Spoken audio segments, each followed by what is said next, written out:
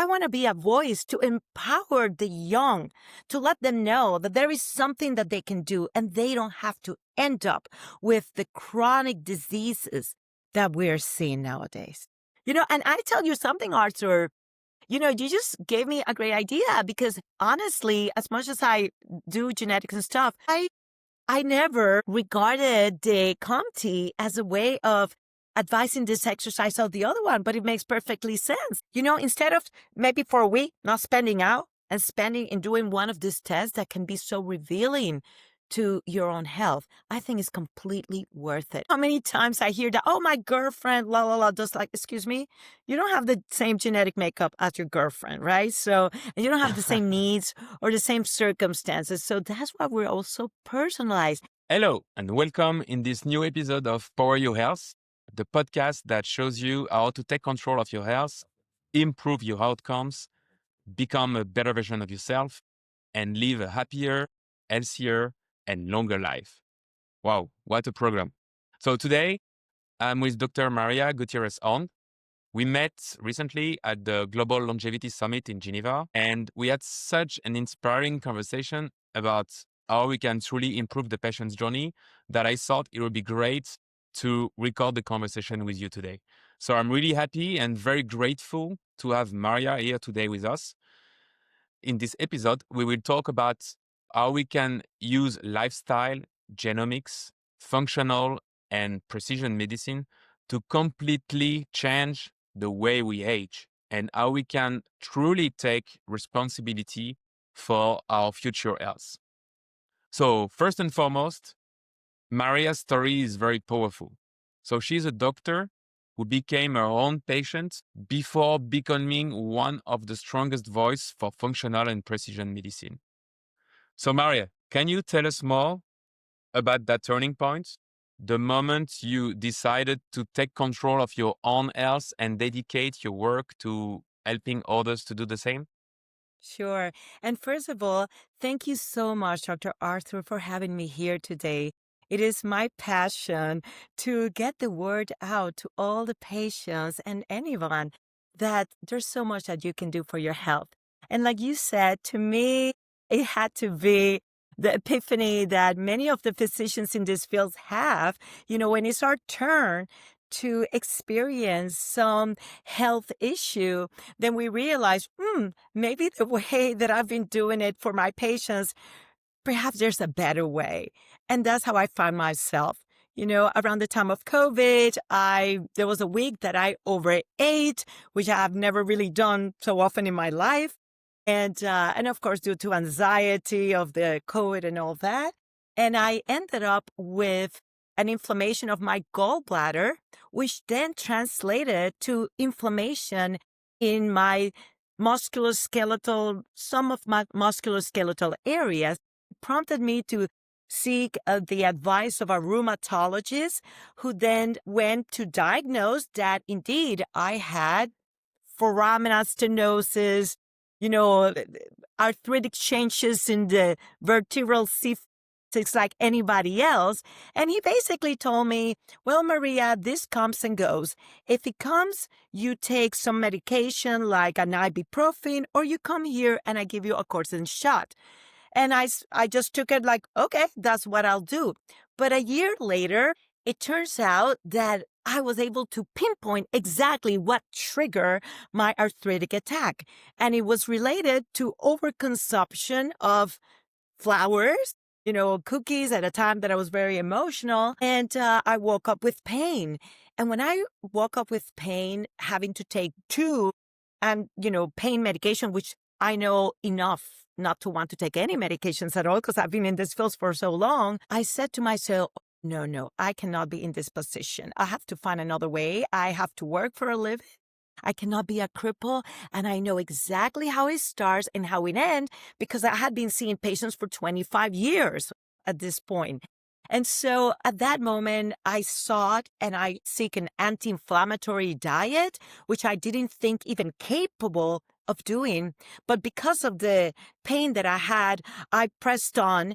And after 3 days of doing this way of basically not eating any kind of ultra-processed foods and be a little specific with what I was eating, not only was my pain 80% better, but all of a sudden I had this renewed energy. I was no longer feeling brain fog at the end of the day or hypoglycemic, like I used to say, which I blame on all the patients that I had to see on that day. And that's how my journey started, with that revelation that there's a way to feel better even if you were not eating foods that I thought were going to give me energy. I try to tell this to all my patients, but only a minority of them wanted to really hear the message and implement the changes that require to really come back to full health. They would just tell me, oh, just give me the pill. And at that moment, then I realized that maybe I want to work with people that want to help themselves a little bit more. And finally, when I learned that there was a way for the prevention and reversal of cognitive decline on a base of functional medicine, I felt that I had a moral obligation to do so. Because not only did I see that, my patients, losing their memory, I dealt with a lot of diabetic patients being an endocrinologist, but I had the experience of my own very brilliant mother who, she basically lost her mind due to Alzheimer's. And so when I find out that there was a way, I say, I am committed. I am committed. And I refuse that more patients go through this suffering, which no one should go through. And I suppose that building more nursing homes, which is what they're doing in this area where I live, I want to be a voice to empower the young, to let them know that there is something that they can do and they don't have to end up with the chronic diseases that we're seeing nowadays. The drugs and the pill. The pill is not necessarily the answer, but Absolutely. it feels like conventional medicine today. We wait until we see something wrong and then only we try to fix it. But we should act before it actually starts, and we can prevent things from happening. It's really all in our hands. So we can take Absolutely. responsibility for our future and have the total power over our health. So you decide the future you want to have. You decide which way you want to go or not. So my question to you, Maria, Yeah, is how do you use functional and precision personalized medicine with your patients to prevent things from happening, like I wish it would have worked for you to prevent this disease from happening, this gallbladder absolutely. crisis during COVID? That's a great question. And I tell this to all my patients. I explain to them how, when I was in traditional medicine, what we were taught is to identify pathology, meaning something that is already wrong. That's why they come to us. And then we give the first intervention from pharma or surgery that we have available. And nothing wrong with that. I am extremely grateful. There were amazing medications at a time that I had to suffer with high blood pressure, okay? But then I discovered functional medicine, which is to bring back the body into function. And I explain to my patients that what I try to do is identify what are things in a body that need to be removed. And those could be pathogens, toxins, foods, or trauma of any kind, that being physical or psychological, right? And then what are the things that we need to replace? I've learned that there's a lot of genetic variations that allow someone to be able to assimilate better certain nutrients than others. And then finally, we bring the body into balance so that we can bring harmony and back to function. And sometimes, even when patients come to me because they're already sick, that's okay. Sometimes we need to use and, treat them, take care of their immediate needs. But then we look at, okay, how are we going to continue to improve your body, not just stay and be satisfied because your A1C, that 3 months average of blood sugars, for example, is at the mark that the insurance wants you to be, right? Sometimes it's really disparaging how the guidelines or an insurance may find optimal is not what truly is to continue bringing about good health to an individual. And so we have so many tools in which we can do that, kind of specialized tests or even ordinary tests, and just making the patient understand, most of all, that they are worth it, that they do not have to suffer the fate of their ancestor just because of their genes. There's so many ways that we can modify the expression of those genes through lifestyles, exercise, nutrition, sometimes supplements, and sometimes even medications. But there's always a hope. And that's the message that we want to convey. Beautiful message. So you're right. There is nothing wrong with taking medicine. Actually, that's the way we are trained as doctors. And the message here is that there is a power also for preventive medicine to prevent things from happening before they actually happen. So and it's good that there is some specialist doctor like you to be there and to help the patients and raise awareness also, just like you're doing in this podcast. And you mentioned some specialized tests or some ordinary tests that you use. Can you maybe Yes, tell us more about what you like to use for the patient in this regard to have a very personalized care? absolutely. Um, so after prevention, as it sounds in the traditional medicine way, is basically doing screening tests for cancers, right? Like colonoscopy, mammograms, maybe checking a simple lipid panel or so. No, we want to go deeper. And that goes anywhere from doing more what we call functional kind of blood tests that we can do through the regular labs, but looking a little bit more at things that most doctors nowadays don't look, and I don't blame them. When they have to see a patient in literally an average of 7 minutes, you don't have time to discuss too much, right? So the blood tests that they're doing, they are very minimal. But we know that we can do, even in regular labs, a more comprehensive way, for example, of looking at cholesterol, like the particle numbers as opposed to just the total numbers. We can always look at things like tell us about the utilization of certain vitamins. And needless to say, vitamins like so essentials like the vitamin D and the B12, you'll be surprised that there's still doctors out there that do not routinely check this for their patients. They assume, especially living here in Florida, oh, we have the sunshine, that should be enough. Please. I've seen patients that they can be 2 hours in the sun here in Florida and they are deficient in vitamin D, whereas other people, they're barely outside and they're okay. Again, to the point of genetic variation, which then brings me to the passion that I discovered through this process. Well, I was being trained for it through Apollo Health, which is the company of Dr. Dale Bredesen, who's a pioneer in trying to reverse cognitive decline in the base of functional medicine. I was trained on a genomics tool, basically to look at certain genes that relate to cognitive health, to overall functioning. Now they have other panels that have to do with women's health and many other topics. But what I found with that is like it is the ultimate precision medicine. Now, having said that, it's not a diagnostic tool, right? Whenever you found some genes, it's not to say that those that you are diagnosed with whatever condition that gene is related to, because these genes can or cannot manifest. And if you know what are the most striking genes, maybe the genes that only a small portion of the population have because the rest of the world evolved to have more efficient ways of doing the same, right? Then you can concentrate on that. And the beauty is that you can find the things that can alter the expression of those genes and really change the trajectory of your health.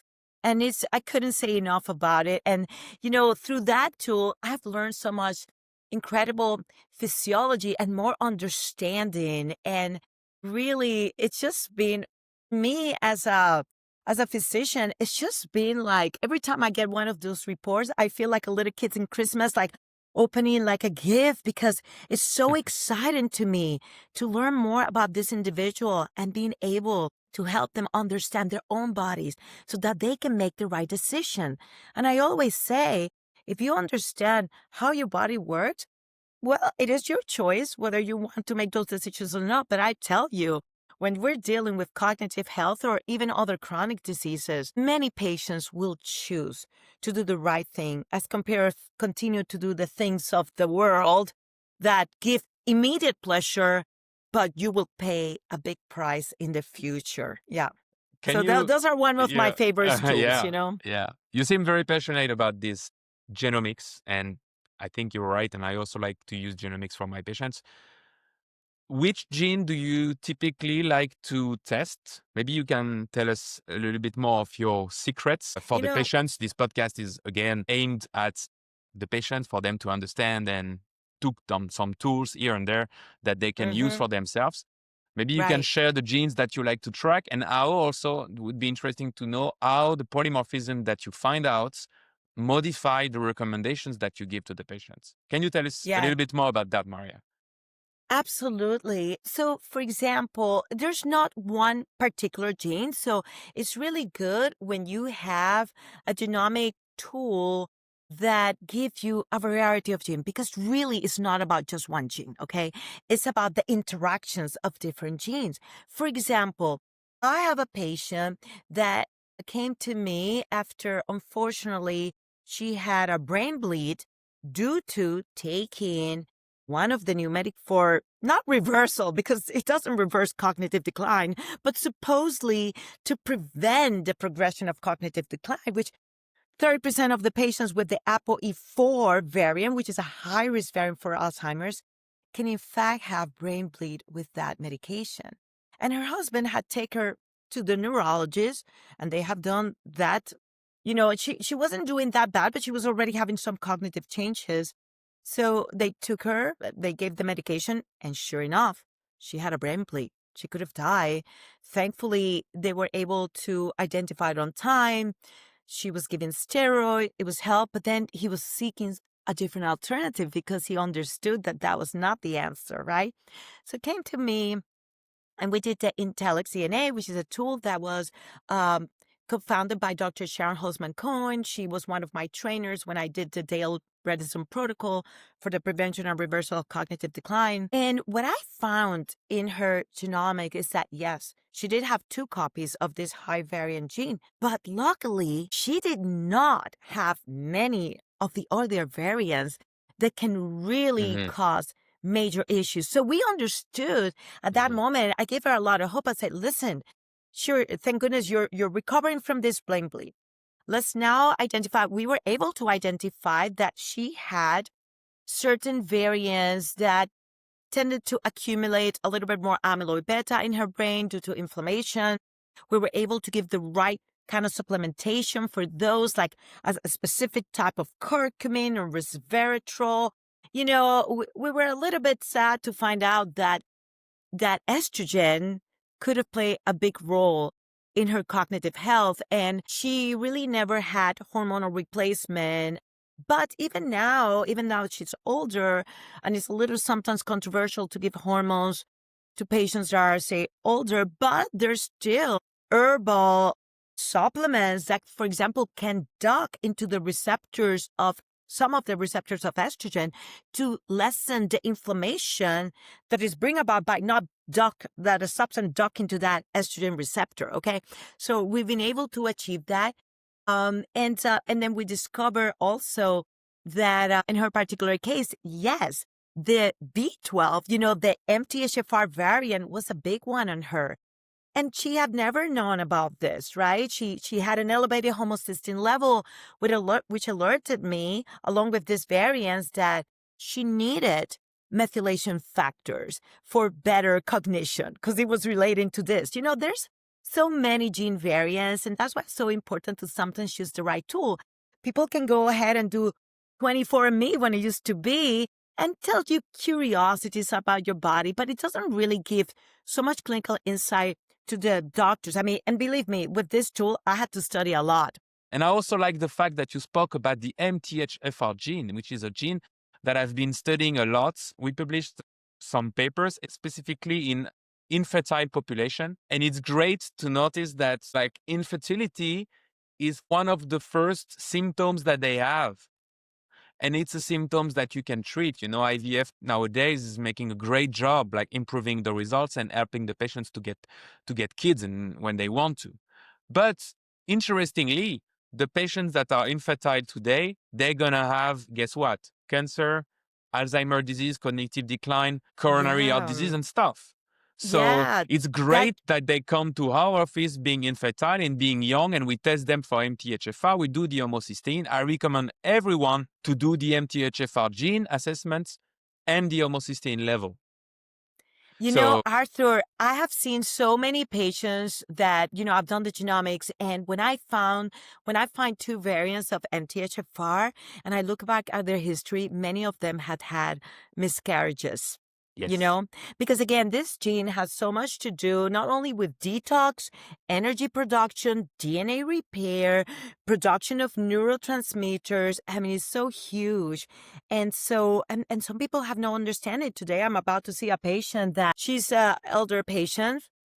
Her homocysteine level is 25, and I terrible. see that she has irritation of her blood vessels and other parameters. And, so much that we can do and intervene. And for those young patients, let me tell you, even for genetics now, like you mentioned the infertility, we have panels that have to do with PCOS, endometriosis, infertility, pregnancy loss. And, I once saw a patient, she had 13 13 miscarriages. Do you know the pain related to that? And to wait for, trial and error to achieve something. My goodness. If you really know what you're made of, you can intervene immediately. You don't have to go through that heartache and those problems, right? So, yeah, there's so much that we can do out there. And again, prevent also nowadays, the rates of infertility, as you obviously know, are going up. And it's not just because women are deciding to have kids later, but it's our environment, right? A lot of toxins. And depending on that, some patients have better pathway for detox and other people not. And then, how our food supplies sometimes, especially in America, they don't have the nutrients that they're supposed to have. Thankfully, in Europe, they have more strict laws about the food. And, just being there, I just said, wow. Like, I wish I could be eating here because we come to America and we really feel like we're being poisoned by glyphosate and all those pesticides. And again, to some people, it may not make that much of a difference, but for others, it can. So if you know that you're one of those, you'll up your game. You'll spend your money buying, organic or do the best you can. So yeah, there's so much hope. That's the key here. And people understand that it is out there. And like I say, look, sometimes it is a little bit of an investment. Like you said, I think, and so the MTHFR and some of the genes also, they might help a lot here. And again, I think like everyone who wants to avoid having cancer and having heart attack and stuff should be monitored for MTHFR gene assessments and the homocysteine level so that we can intervene soon enough to reduce the homocysteine levels and, prevent these Yeah, things from happening. that's right. Maria, Because Dr. primary Maria, prevention is so important. Yes. It's not, when you initially see it, sure, they tell you a lot, but it's really great when you start learning about this variants and you can see at our report, say, wow, this variant with this variant make this different. We need to really tackle this. I had another patient that came to me for diabetes because I'm a diabetes doctor, right?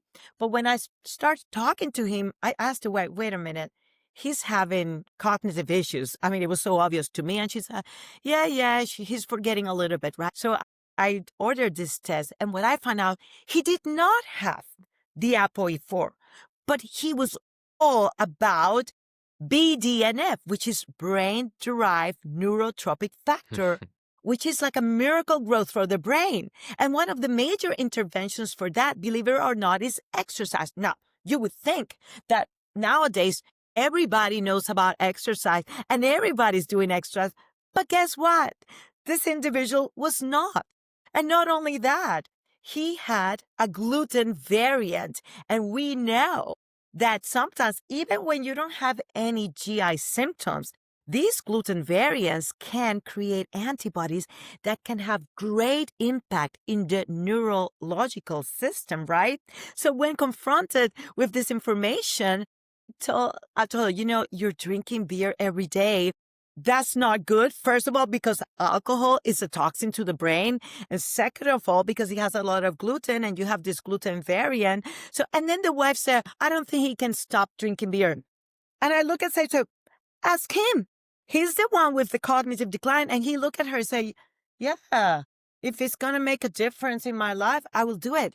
So guess what? He's doing so much better because he started doing things that he never thought that he had to do. I recommended to do exercise with oxygen to get more oxygen to his brain. It's things like that. And don't tell me that you wouldn't do this. And I told her, listen, more than him, this falls upon you. Because, when people lose their mind, they're happy. They don't know what's going on. The pain is for the relatives and the people that are left behind. And so I say to the patients that are fearful about checking themselves and improve their cognitive health because they say, oh, I don't want to know. Many of them say that because they feel there's nothing they can do. And that nowadays Exactly. is far from the truth. Even when you're having already a cognitive decline, let it be known that there are new modalities that are not necessarily from big pharma that have been shown are already helping people. Things like TB006. Again, there's all these things that can be done. And we just need to make people out there understand that, yes, there is something you can do, that the process doesn't start 1 year before this is about to happen. It starts 10, 20, 30 years before that. So if you start understanding your body, then you can make the right choices. Again, even if you start having a little cognitive decline, there's still some hope. Absolutely, there's still hope to do. So that is the message that I want to get out there. Don't put your head into the sand.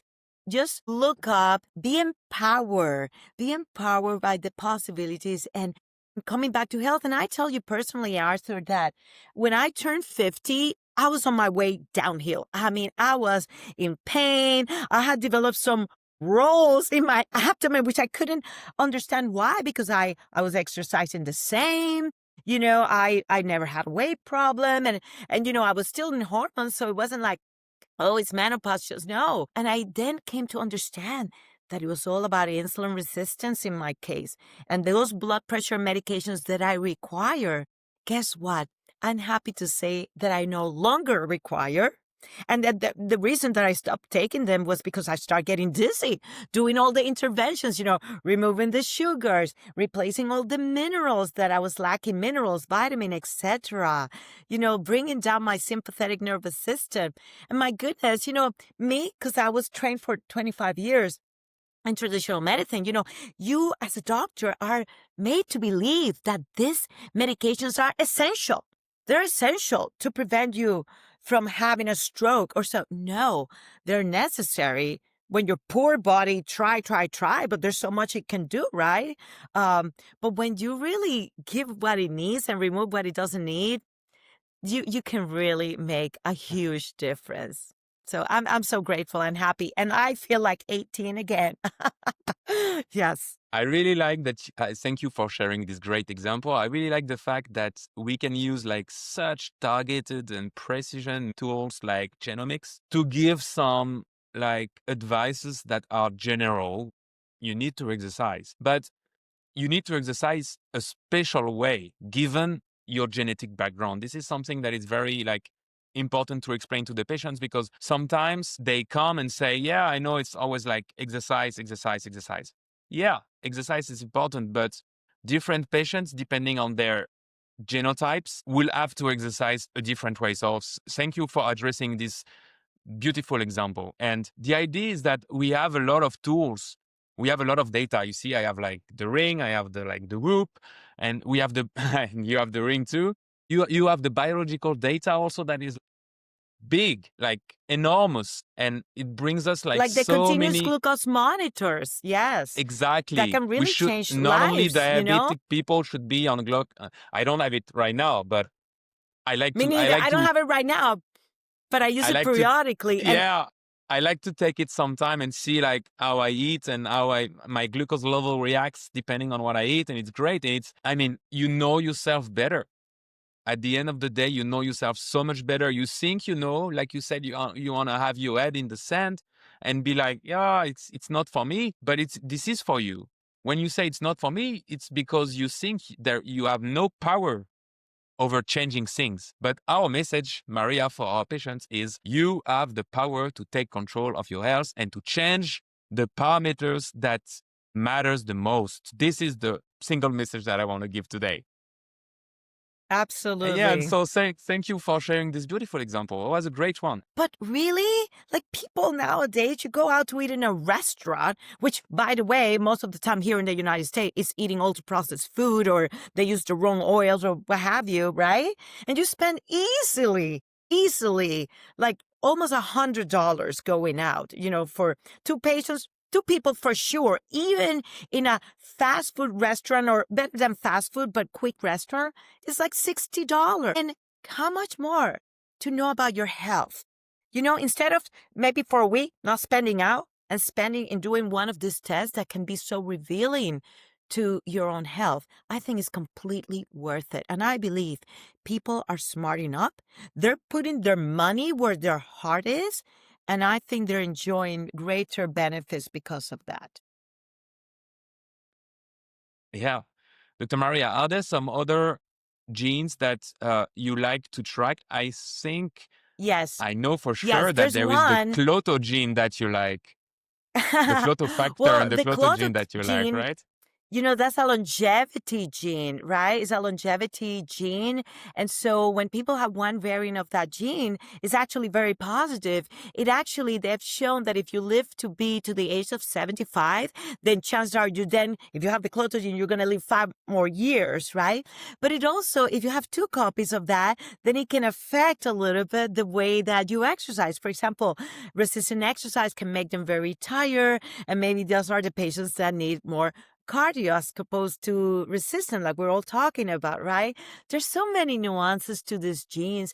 Another gene that I want to point out, because this has become very relevant, nowadays we talk a lot about hormone replacement therapy, right? We just come out of that generation of women that were completely devoid of hormones out of fear of the misinterpretation in a certain way of the Women's Health Initiative from 2001, 2002.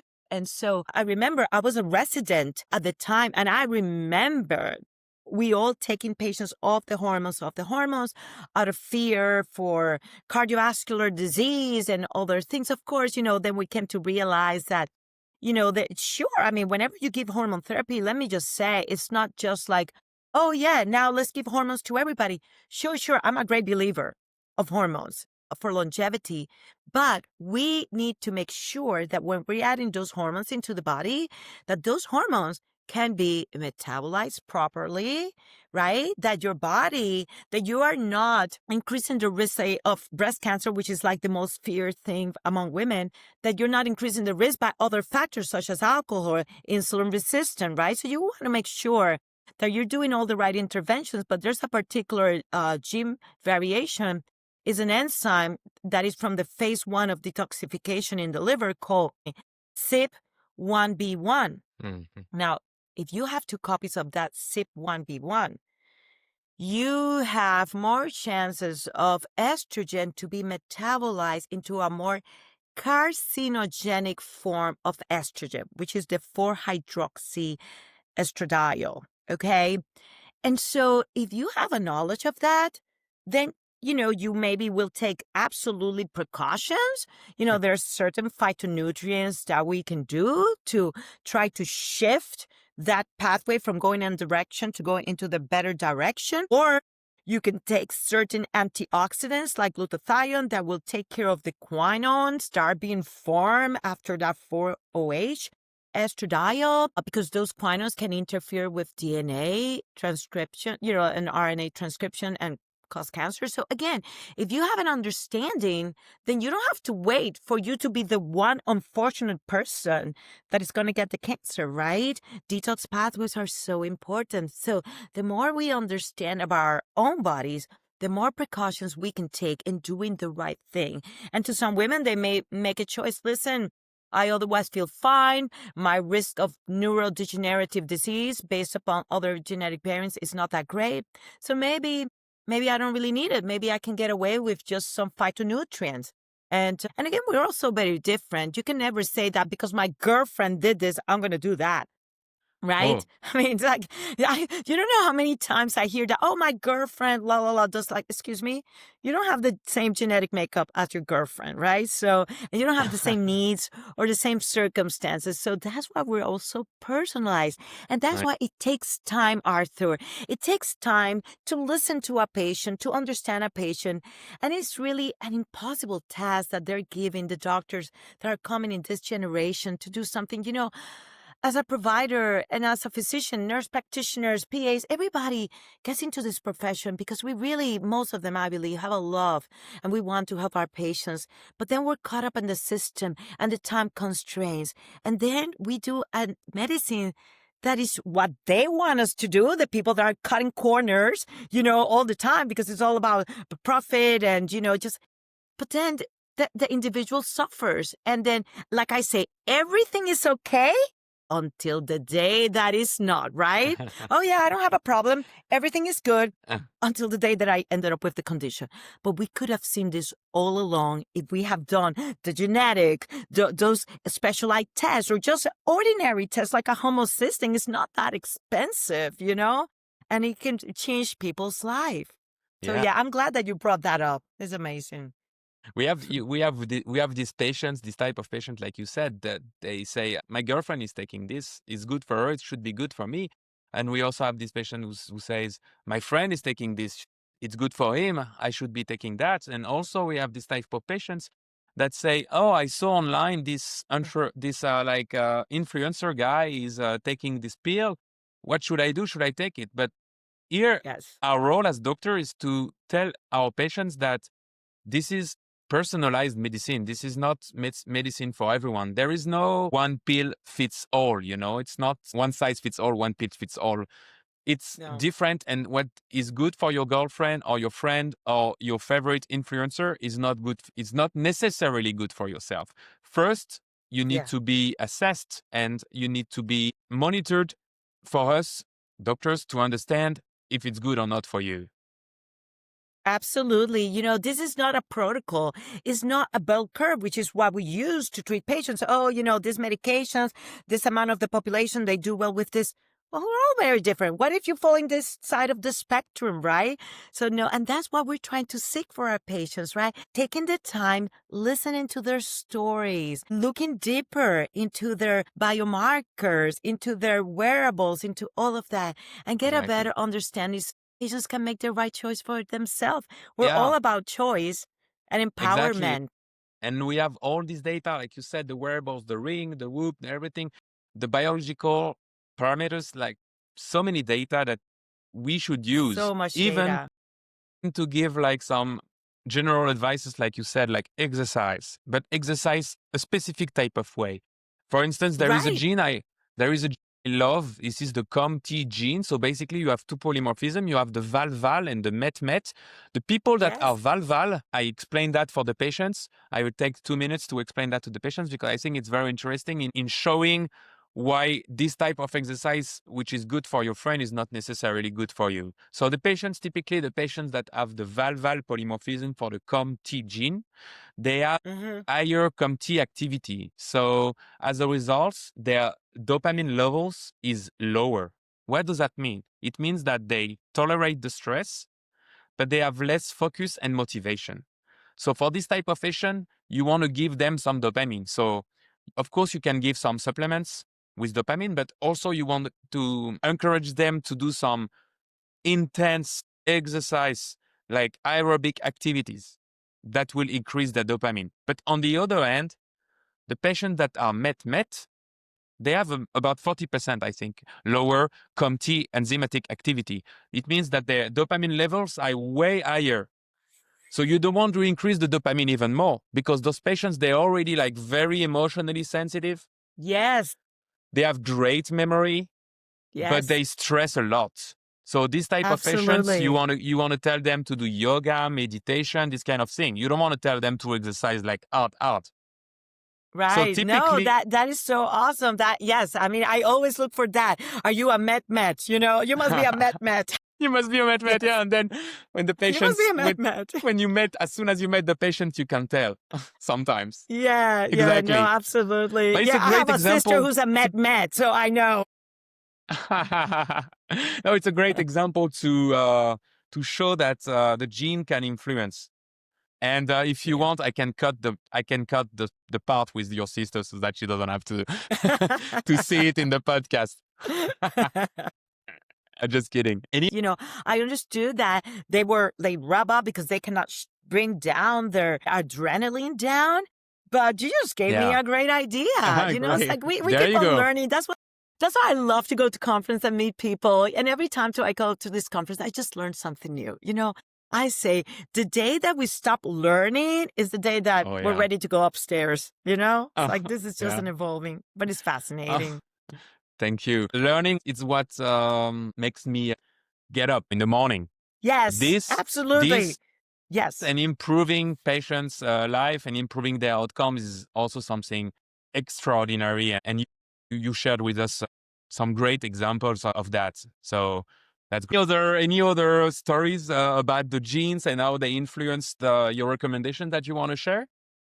Well, Any you other know, story? Anything? Any patients that came up to your yeah. office and Yeah, no, absolutely. I had this woman and she was a very sharp. She's in her mid to high 60s, super sharp woman. And she said, Maria, I just don't feel the same. I don't know what it is. And so I said, well, let's find out because she was already doing everything great. You know, she was having a whole food diet. She was taking all these supplements, but she couldn't pinpoint why she couldn't concentrate so well and all.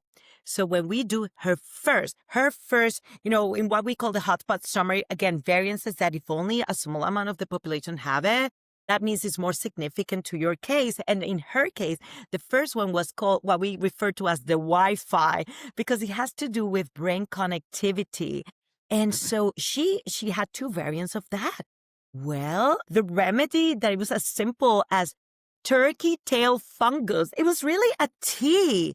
And she said, you know, because she could also do estrogen, but we had tried estrogen and she has a very bad family history of ovarian. She was already like, I don't want to do hormones. You know, she was very against it. And even when we had started a small amount, she really started feeling a little uncomfortable. So we said, fine. But then we did this alternative, which is a tea. And she said, I couldn't believe it.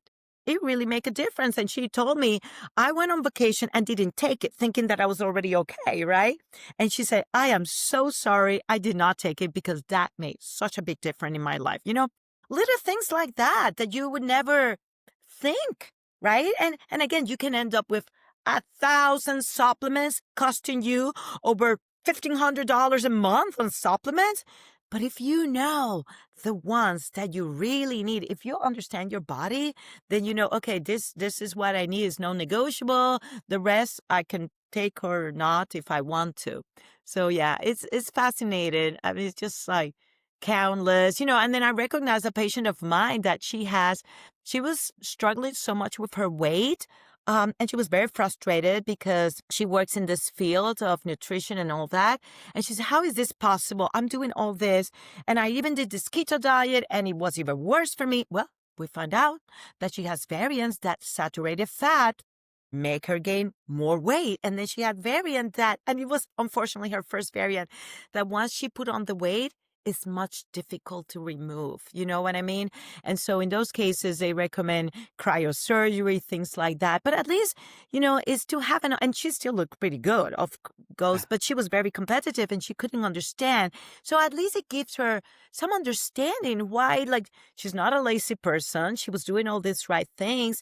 And maybe now we can do something called Biomax. You know, I got the Pinoy system too. Like it's a way of really understanding your metabolism in real time. So I can combine one thing with the other one and then come up with a plan that may be better, you know, in terms of exercise. As you know, a lot of people exercise so much and they're just creating more stress to their body and raising their cortisol. And that defeats the purpose of what they're trying to achieve. So again, having an understanding is huge. great. And going back on Yeah. exercise, how do you like to track the parameters that matters for the patients? So, so in some patients, because I see all kinds of patients, right? I see the patients that are already doing all these exercises and they're very committed. And I have the ones that are still, they put every excuse, and maybe because lack of time, understanding. So my message to the patients in terms of exercise, when they tell me that they're too busy, that they cannot do it, many times I recommend that they get pedals that they can put under their desk, right? Or even get a desk that is a standing desk, and just Standing desk, yeah. standing make them consume more energy There you than if go. they're not, right? Simple things like that. And just the other day, I cut myself being quite busy in a day. And even though I do exercise in the morning, I do resistance training and all that, I know that if I, as compared in the old days, I used to see 30 patients a day. So I had to run from one room to the other one. I was very just active by doing that. I found myself more sedentary. And here in Florida, it rains a lot, especially certain times of the year. So I took the advice that I give my patients. I got myself a walking path, so I have no excuse. So if I get home and it's already dark and I don't want to be out there, or it's raining, no excuse for me, because I know that nowadays being sedentary is like smoking. Does anybody smoke anymore? Maybe in Paris. They still smoke there in Europe. But here, not as much, okay? Although, unfortunately, vaping is a big thing with the kids here, which is awful. But anyway, the lack of exercise. We even say sitting is the new smoking. Have you Sitting heard is this the one? new smoking, and so we got to do something about it. There's no excuse anymore.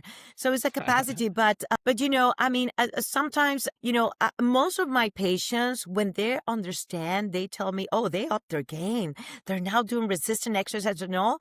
And I'm so grateful nowadays that I'm going to have this tool, the PNOE system, to really track how great they're doing. I cannot wait to see it. I just recently acquired it. We're putting it together because I want to offer that to my patients, even for elite athletes, even people that feel they're already out here. No, they can always improve or do something else to bring more health to them, because sometimes even excessive exercise can be counterproductive. It could potentially be inflammatory for some individuals. And like you say, wrap them up so much that they cannot sleep adequately. And so, yeah, there's so many nuances to this. But again, it's identify, correlating that clinic, listening to the patients. That's so important. Let's not forget that. Sometimes just by listening, you can learn so much that sometimes you don't even need all these tools that we have. Just listening. And so that's what we need, that time with our patients. I think that's one of the most remarkable things. And that the one thing that I'm most grateful that I can offer my patients nowadays, my undivided attention for a longer period of time. I think that's huge. Yeah, listen to your patients and also listen to yourself is the Yeah. message. And use the Yeah. data, like you said, use the data, the lot of data that we have to do what works for you and not for your girlfriend or for your friend or for your favorite influencer. Maria, Absolutely. Dr. Maria, thank you so much for sharing your story, your knowledge, and your energy. We saw you have a lot of energy, and I like it in you. Thank you. It's been my pleasure and delight.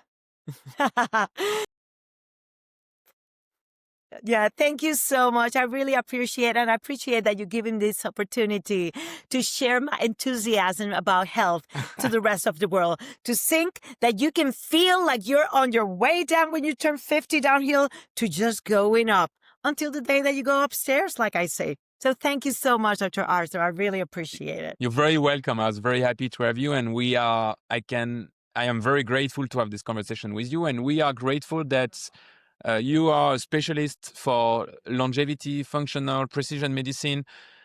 We need doctors like you because conventional medicine doesn't have the answer for every patient.